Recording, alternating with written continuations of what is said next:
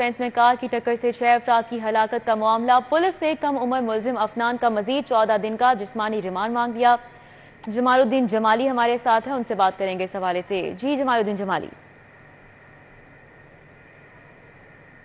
6 अफराद की हलाकत के केस में कम उम्र मुलजम अफनान शफकत को इंसदाद दहशतगर्दी अदालत में पेश किया गया और पुलिस ने मुलजम के मजीद जिस्मानी रिमांड की सदा की, जिससे अदालत ने मुस्तरद कर दिया और मुलजम को 14 रोज़ा जुडिशल रिमांड पर अदालत ने जेल भिजवा दिया है। मुलजम अफनान से मुतल्लक जो है पुलिस ने रिपोर्ट पेश की कि मुलजम के टेस्ट जो है जितने भी कराने थे वो हो चुके हैं, मगर उनकी रिपोर्ट्स मौसूल नहीं हुई। दूसरा, मुलजम के साथ जो वाक़या के दिन गाड़ी में शरीक मुलजम बैठे थे, जब टक्कर मार कर 6 अफराद को हलाक किया गया, उन शरीक 3 मुलजमान को गिरफ्तार करना है और मुलजम का फ़ोन बरामद करना है, इसलिए मज़ीद जिस्मानी रिमांड दिया जाए।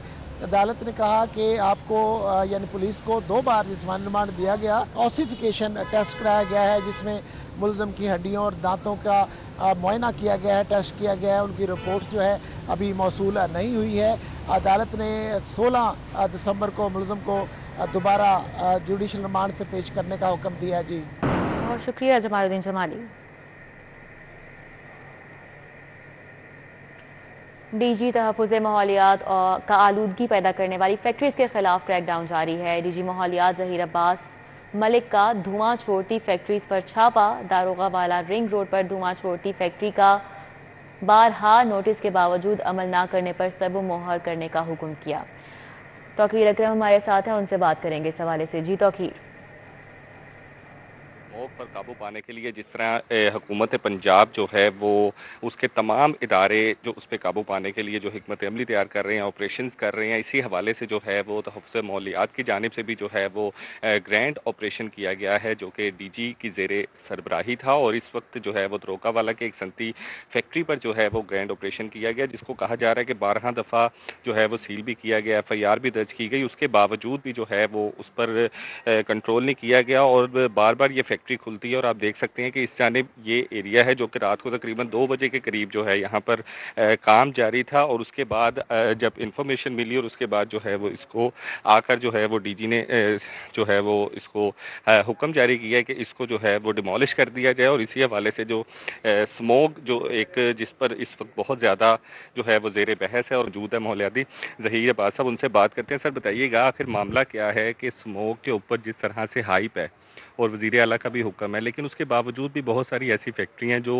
इसको जो सीरियसली नहीं ले रही हैं, तो क्या हिकमत अमली तैयार की है ऐसी कि जिससे इनको पता चले कि ये नुकसानदेह है और उसको अमल करने से पहले ही ख़त्म करें? सबसे पहले तो मैं आपको ये बता दूं कि ये जो आपने बात की कि बहुत सारी फैक्ट्रियाँ ऐसी हैं जो कि इसको सीरियस नहीं ले रही। जब हमने इस दफ़ा स्मॉग से पहले, स्मॉग का जो एक सीज़न है उससे पहले कार्रवाइयाँ शुरू की थी, तो 42% ऐसी हमारी इंडस्ट्री थी, पर्टिकुलरली नॉर्थ ऑफ लाहौर की, कि जिसके अंदर एमिशन कंट्रोल सिस्टम लगा हुआ था। हालात हैं इकॉनमी के, उसको भी कंसिडर करते हुए हमने बहुत सारी चीज़ों को देखना होता है। किसी को खामखा तकलीफ़ देना हमारा मकसद मुद्दा नहीं था, but at the cost of environment अगर कोई रेपिटेशन कर रहा है वायलेशन की और अगर वो इस चीज़ को सीरियस नहीं ले रहा तो हमारे पास फिर और ऑप्शन कोई नहीं बच जाता, फिर हम उसको डेमोलिशन की तरफ। ठीक हो जाए। यकीनन ये एक पैगाम है हर उस फैक्ट्री मालकान के लिए जो धुआं छोड़ रही हैं, जो इस तरह के स्मोक से मसाइल पैदा कर रही हैं, उनके लिए पैगाम है कि इस तरह की चीज़ ना करें। और फौरी तौर पर तौकीफ आपको बताएं कि भट्टा रोड मियाँ चौक ग्रीन टाउन मसाइल का गढ़ बन चुकी है और मियाँ चौक से मुल्लिका सड़क अरसा दराज से टूट फूट का शिकार है। सड़क पर गहरे गड़े ट्रैफिक हादसात का बाइस बनने लगे हैं। कैसी सूरत हाल है यहाँ पर, अब अरबाज खान बताएंगे। जी अरबाज। इस वक्त मैं मौजूद हूँ भट्टा रोड पे मियाँ चौक ग्रीन टाउन, जिसकी सड़कें जो हैं वो अरसा दराज से टूट फूट का शिकार है। ये इलाका पूरे तौर पर ही जो है वो मसाइल का गढ़ बन चुका है। अगर बात की जाए यहाँ की सड़कों की, तो जो इंतज़ामिया की जो अदम तवज्जी है उसकी वजह से आप देख सकते हैं कि सड़क का जो है वो बुरा हाल है। जहाँ एक जानिब सड़क के ऊपर रेत पड़ी हुई है, मिट्टी पड़ी हुई है, जिससे गर्दो गुबार भी उड़ता है। और जो यहाँ के इलाका मकीन है, जो शहरी हैं, वो भी मुख्तलिफ जो है बीमारियों के अंदर मुब्तला होते हैं। उसी के साथ साथ सड़क के ऊपर जो है वो गड्ढे वगैरह भी मौजूद हैं, जिसकी वजह से यहाँ पर ट्रैफिक हादसात भी होते हैं। और रात के वक्त क्योंकि यहाँ पर कोई लाइट वगैरह भी नहीं होती, उसकी वजह से जो भी लोग यहाँ से गुजरते हैं, जो शहरी जो इलाका मकीन गुजरते हैं, उनको काफ़ी। अरबाज बहुत शुक्रिया।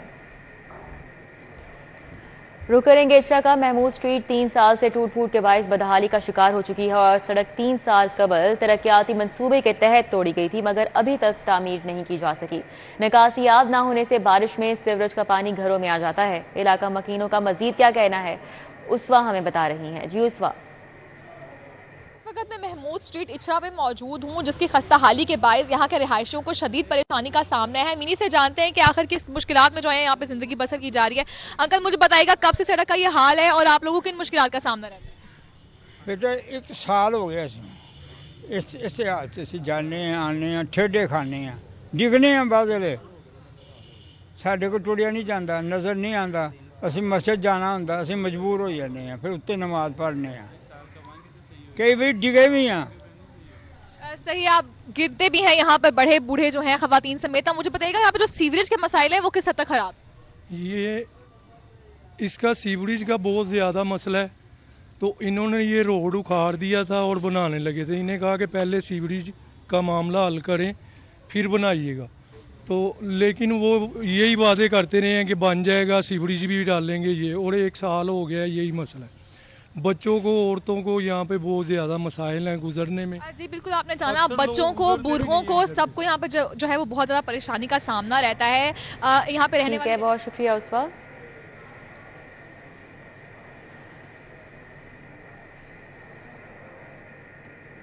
रेडीवाला चौक जेलदार रोड इचरा में मसाइल की भरमार है और जेलदार रोड की मेन सड़क ज़बू हाली का शिकार हो चुकी है।